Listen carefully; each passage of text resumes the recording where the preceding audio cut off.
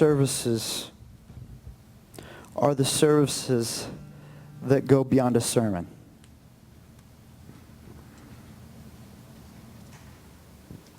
And if you've ever gone to church long enough, you know what I'm speaking about.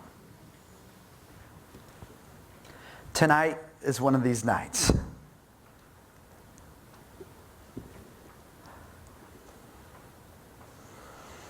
In the book of Revelations, there's a small statement in Revelations 3:7.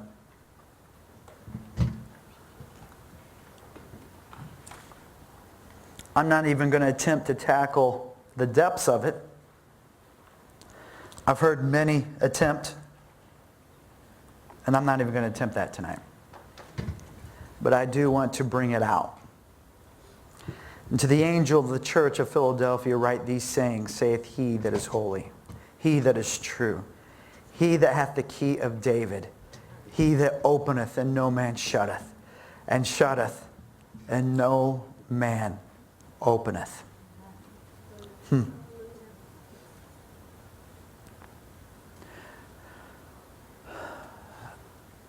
It's reference to a key that I believe can go in so many different directions. I don't think it's limited to one door. But David unknowingly found a key. We know that in the day that he was raised, he wasn't qualified to go into the presence of God. The only problem was he didn't necessarily let that hold him back or limit him. And so it's almost as if he didn't even know it. I'm sure that he did. The culture of the day was that there was a high priest that could go beyond the veil. And he was not a high priest. Matter of fact, he wasn't even close. For he was a boy that was the youngest of his family. Not that he had the greatest respect of his family, we find through Scripture. And times that he wasn't even invited when the rest of the family was there. But even that didn't necessarily hold him back. You know, if our life isn't picture perfect, if we weren't treated the best by everything, yet we find a David that regardless of maybe he was kind of the second-rate son of the family. Maybe he didn't get all the love and the pats and admiration. Maybe he could have gone with an orphan spirit. He could have had the testimony that he didn't know what it was like to grow up with a good father, or we never really hear much about his mother either. And yet that did not stop him or limit him. And we know that although as he's watching these sheep on the backside of the hill, almost the job that none of the other brothers wanted, that if you listen closely, you'll hear a tune being played by his harp. You'll hear a voice that's singing out, not for anybody. It wasn't like he was practicing or having necessarily his song before the crowds, because he was only singing to the audience of one. He only had one in his heart, and his attention was set upon one. And how can we say that? Because it's easily to find this in the Psalms and what she penned. Many of these Psalms were just those of the very songs that came forth from his heart. When others would have the right to be complaining, or others would have the right to be wasting time, he was finding time. Have you ever wondered how everybody in this world has 24 hours in their day, and yet some people are able to accomplish something in those 24 hours while others? Everybody has the same amount of time, and it's just depending upon whether you're satisfied with wasting your time or if you can find time. Tonight we've stepped into a place of finding time. We step into places of worship that seem like 5 minutes, not realizing that it was a little bit longer than 5 minutes. Finding time, realizing that while nobody else was patting David on the back, nobody else was recognizing David, there was somebody who did see David and somebody who knew David. And when the kingdom became in an uproar and an upheaval, as Saul was falling from the graces of the throne and what he was positioned in, as Samuel, which you have to understand was a prophet, like we mentioned this morning, that God didn't let one of his words fall to the ground. What a testimony. That if he spoke it, you knew that God was behind it and that it was going to come to pass. That was Samuel. That was Samuel who met Saul, a Benjamite, that was turned into another man in the places of the prophets, whose life was turned around, and now he has disobeyed God. And Samuel's grieving. Samuel's grieving in this moment of realizing more than what Saul could realize. The condition of Saul's heart was in such a place, it was so terrible, that even though he had failed God and made all these excuses and still wanted Samuel to walk with him to make it look like in front of all the people that things were still okay when there weren't. He was more concerned about the views of the people. And any time we battle with how people are seeing things, we find that we're only set up for a fall. But God, hearing the voice of God, but Samuel hearing the voice of God, you find in 1 Samuel 13:14, but now the kingdom shall not continue. The Lord has sought him a man after his own heart. The Lord hath commanded him to be captain over his people, because thou hast not kept that which the Lord commanded thee. This is Samuel speaking this over Saul. It's okay, you are losing this position, but God has already found one that's able to fill it. Not because he's qualified only by his bloodline, not because he's qualified of his position, but what qualified him? God seen, knew, and caught the attention of his heart. You know, there's those scriptures that I said it'd be quick. Lord, you know those scriptures that sometimes make you go, Lord, I almost wish that one wasn't in there. And that was when he's speaking when he's speaking to these people in the New Testament, he's not speaking to a lot of the denominations I could name off right now at the top of their head, because not a lot of these denominations are saying, but Lord, we cast out these demons in your name. We do these works in your name. That's not too hard to narrow down to who he's talking to. He's talking to people like us. Somehow being able to be ministering for him, and yet into a place where he says, I never knew you. It pierces my heart of knowing that that's the only thing obviously that's greater than knowing God is God knowing you. And sure, he knows everybody, but there's a difference. And David had this heart and this lifestyle that when nobody else recognized David, God did. And this key that David had was this place that allowed him, as we've mentioned before. This was a doorway to a throne that he was not qualified for, next in line. The next in line for the kingdom was not David, but it was Jonathan. You had to be born into this position. David found a key that unlocked a door to a throne room of him just worshiping God before the throne room. He didn't realize, worshiping amongst these sheep, that one day I would be on the throne of this nation and leading a nation. Not that it was always easy. Not that it was always the way he thought it would line up.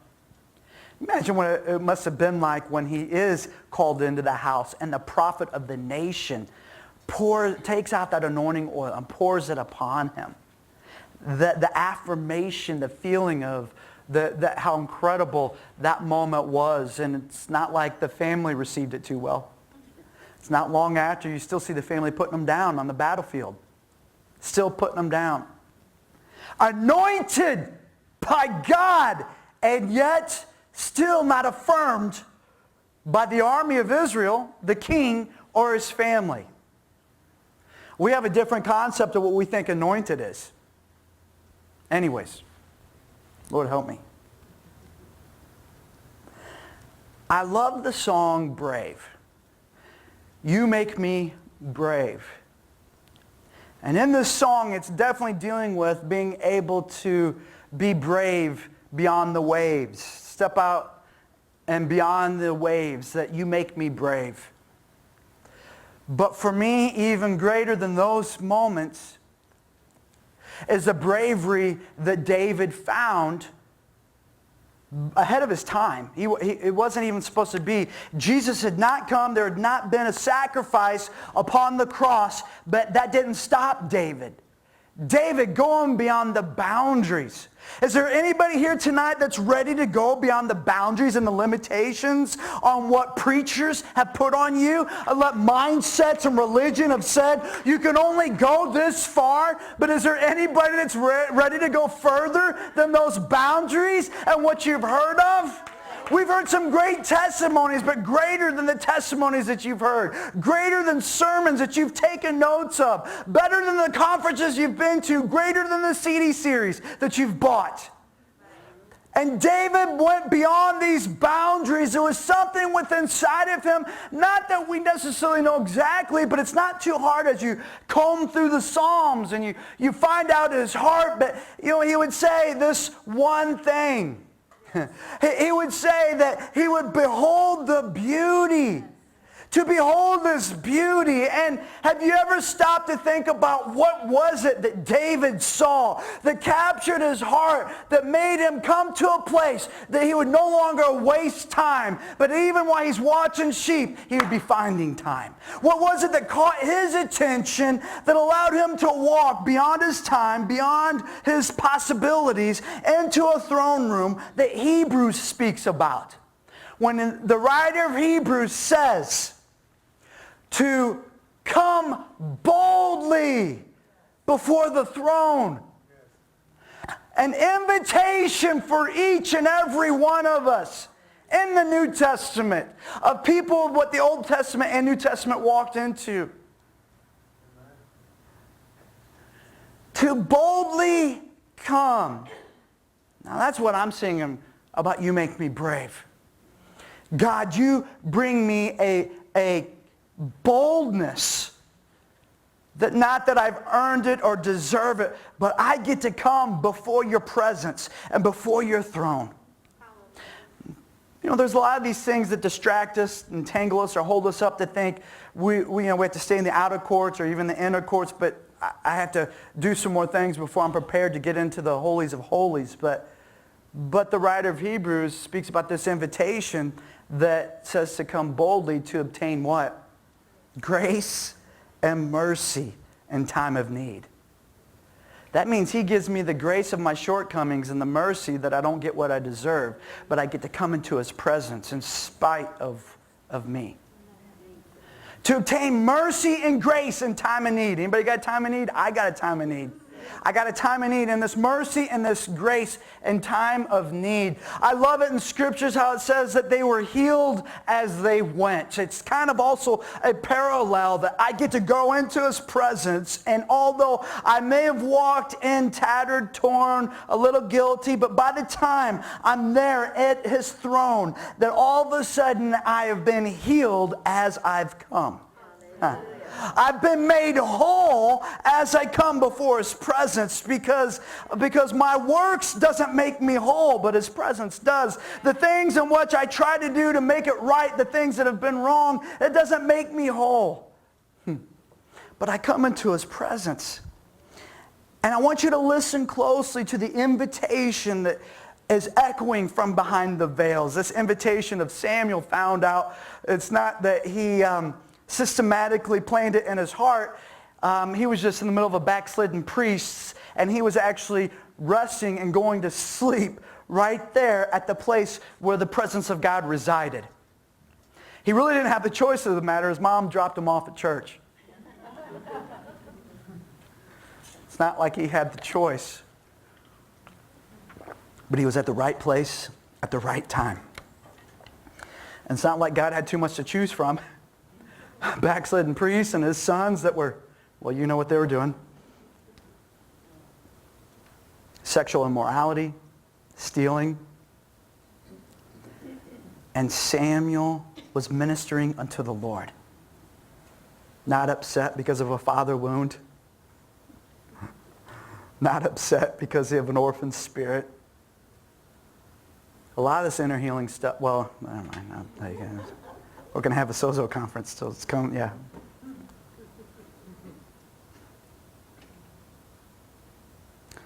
David said, one thing have I desired of the Lord, that will I seek after. Not the cheers of the people as he takes out the champion giant enemy. Not sitting upon the throne and leading the greatest nation. An expansion of its kingdom to the heights that it's never been in before. He said that I may dwell in the house of the Lord all the days of my life, to behold his beauty, the beauty of the Lord, and to inquire in his temple. God, that we have a heart. Lord, that you open our eyes to see the captivating things, the beholding things, the wonder and the beauty of your holiness.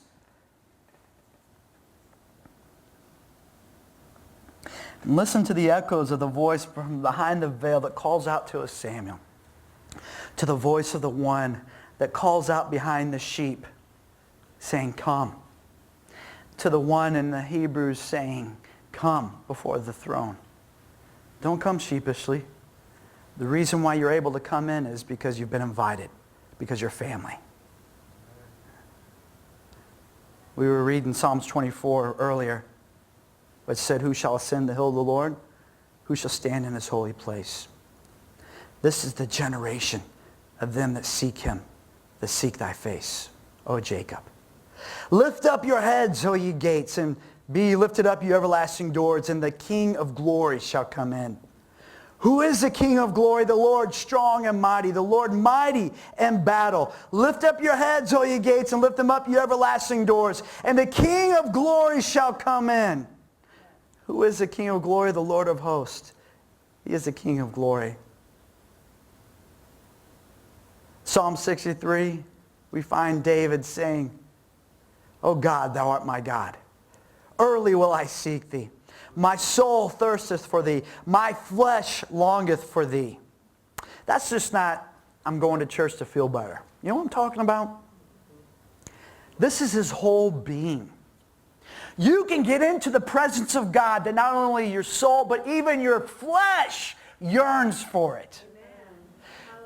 And you find that when you've been in places of joy that, I don't want to offend anybody, but no medication can come to that place of a joy that makes your muscles sore because you've laughed. Not because things are going great in your life, but because the joy of the Lord has overflowed into your life. If you've ever had that happen to you, you understand what it's like for flesh to yearn. David is speaking of his flesh and his soul, his flesh longing for thee. To see thy power and thy glory, so have I seen thee in the sanctuary. I love it because verse 8 says, my soul followeth hard after thee, thy right hand upholdeth me. I'm not just barely doing this thing. I'm not just doing it when I feel like it. This isn't just something, he says, no, my soul followeth hard. This is something I'm going for, not no half-hearted, half-baked, halfway doing this thing. I'm doing this with all of my heart. My soul followeth hard after thee. See, these things don't just happen because he's a great poet or because he's a great musician. It's because he encountered a great God in such a way that little did he know. And see, what you have to understand, when we're in these moments of worship and you see him in a way, it may be a song you've sang 100 times and all of a sudden the tears are flowing, and because you sense and you're going into a place where the presence of God is so real. And at the same time, it's in those moments that he is knowing you. It's at those times, not of the Martha that's busy working for him, that the Mary that is there ready to say, I want to lean on the edge on every word that you speak. Those things can wait, because right now there's a moment with you. And while we are getting his attention, little did David know that he was getting God's attention.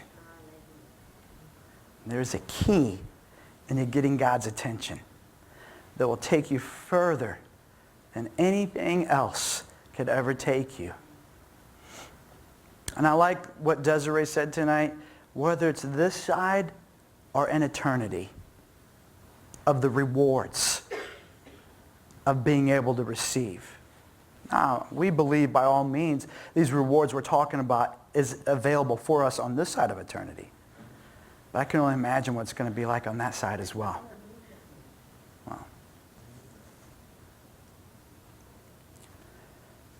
And tonight, there's this invitation of come.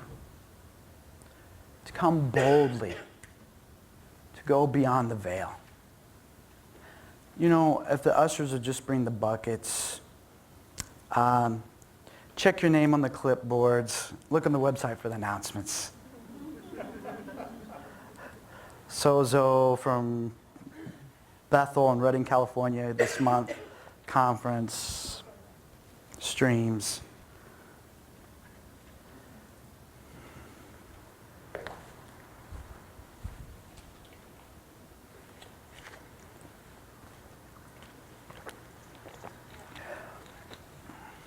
I don't really feel like it's doing justice of what's inside of my heart and what's for tonight.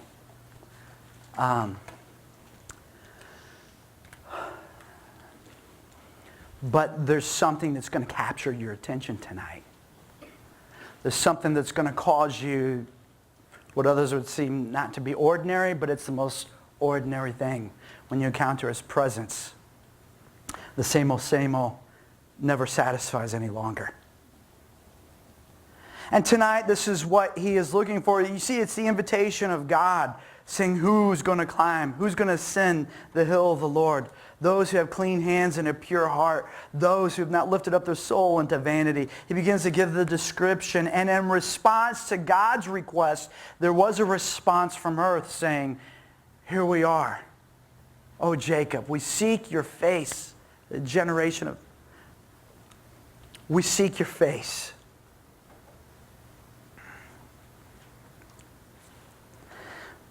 You see, the word come is more powerful than we realize. What you have to understand is, it speaks about that he was there in the beginning with creation, when he was there before creation. That he was the Word was with God, and the Word was God. So what we have to understand is when Jesus says, come, it not only unleashes, but it opens up this invitation for each and every one of us. It's not like there's a special few that are called to walk closely with God. There's an open invitation on those who would set aside whatever it is that would entangle and say, God, I will come into your presence, into your throne room.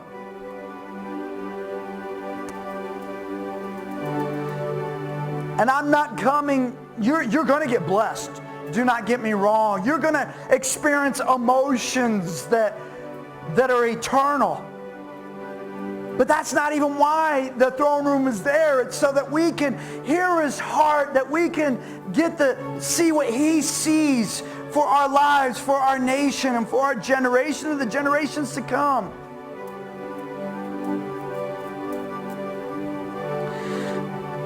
When God is wanting to move, he's looking for somebody that he can trust. And he trusts those that are following hard after him. He places his hand upon those. And when he encounters you, I love it that Saul was turned to Paul, the apostle. Saul of Tarsus to Paul, the apostle. And in those days, it means more to us than in this day. We're talking about a name that meant so much in that day. Changed his name. God, my desire is such an encounter with you that it changes my very image. Changes our very attributes into such a way that it changes in what people call us, so God.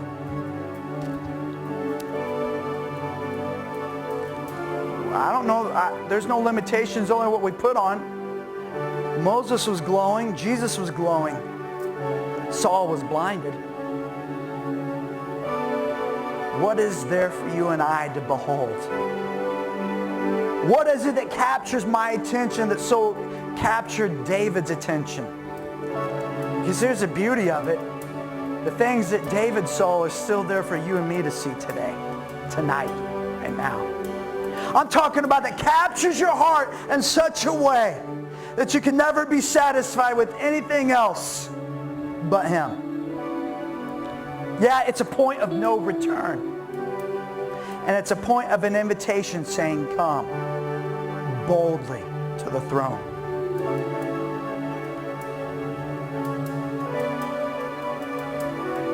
Peter wasn't just walking on the water. He was walking on the invitation of Jesus who said, come. It's the come of the invitation of Jesus that allows us to go against laws of physics, laws of gravity, and even Murphy's Law, if you will. To go into realms of impossibility. And it's that same invitation that Peter heard to get out of the boat that is going beyond the veil of saying, come into the throne room, come boldly into the throne. And it's an invitation. The invitation alone qualifies. The invitation alone makes me whole and to the place of being able to physically make it possible, spiritually make it possible, with my soul make it possible. Listen to the invitation of the one saying, come. Tonight, stand to your feet. Pastor Sandy and I, this is for only those that you hear the stirring of the invitation of come tonight. You hear what I'm speaking about tonight. It's to everybody, but only those that are willing to answer the call of come. The invitation is made available. Come tonight. Making a line. I'm telling you, something is happening tonight. It is such a place